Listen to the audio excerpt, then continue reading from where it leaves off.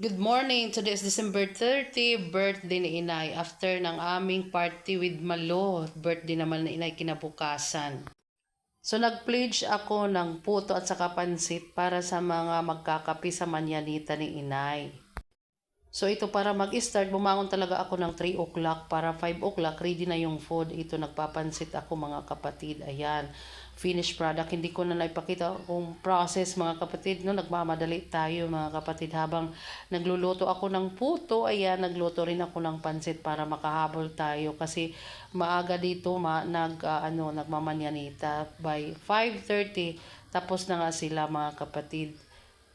Ayan mga kapatid, ready na nga ang photo ko by 5:30. Inatid ko na ko doon kay Inay. Eksakto nag-aantay na sa akin yung mga nagmanyanita. Tuwang-tuwa naman si Inay sa kanyang birthday. Actually, katatapos pa lang ng Christmas, mga pagkain kapatid ko agluto. Tapos kain na naman ngayon. Kumusta ang diet? Anyway, kasi birthday niya, gusto niya yung ganito. Merong mga nakikita niya yung mga friend niya, mga pamangkin niya. So, pinagbigyan natin. Inay is already 89 years old. To God be the glory. Nakakalakad pa. Maganda pa yung memory. So, after that, magpakapi kapatid, pumunta ako sa bahay, naghatid kay Malo. Then, ang sabi ko sa kanya, lechon manok na lang bilhin natin kasi kakapagod na magluto at saka may mga pagkain pa. Kaya bumili ako ng 3 lechon manok mga kapatid. Mabuti meron ng luto ng 8 a.m. Sobrang init pa naman magantay dyan. Ang tagal ni Kuya. Anyway, masarap ang lechon, ang chokes to go.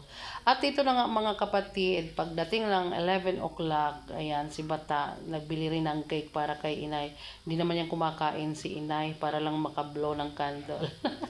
Wala naman kumakain kami ng cake mga kapatid sa sobrang tamis. Iwasan natin, aging na. At saka hindi talaga siya nasisiga ang posporo. Ayan, excited naman ang lola ko sa pag-blow ng candle. 'Di ba? Sana ganito rin yung edad na maabot natin, mga kapatid, 89, hindi pa ulyanin, hindi pa bingi. Naka-wheelchair lang yan kasi yan ang kanyang upuan dyan pero nakakalakad pa yan si Inay.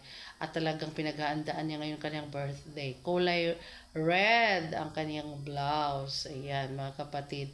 Sabi ko, sige Inay, blow mo yan. Kunin mo lang yung candle tapos i-blow.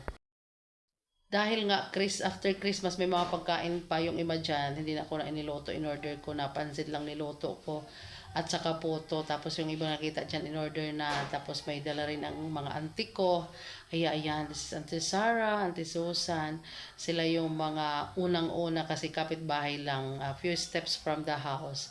So yan yung anak ni Bata, nahiya siya. Then si Ate Bing.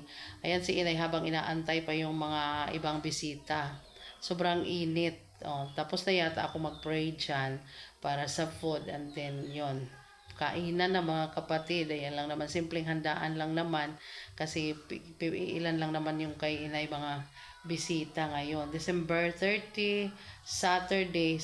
Dati kasi nung Friday, nakluklusan kami ng airport, hindi nakakarating yung mga pupunta kan Inay kasi every Friday and Monday may flight ang airport. Ngayon, December 30, sakto Saturday. So, inaantay namin yung kay Inay pa anak no, na isa, si Bata Bebot.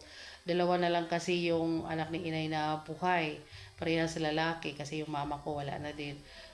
So, sakto na ba habang kumakain kami, ay dumating naman si Bata Bebot, no? May dala-dala siyang malagkit na masarap. Yung malagkit na yan ay tanim lang nila.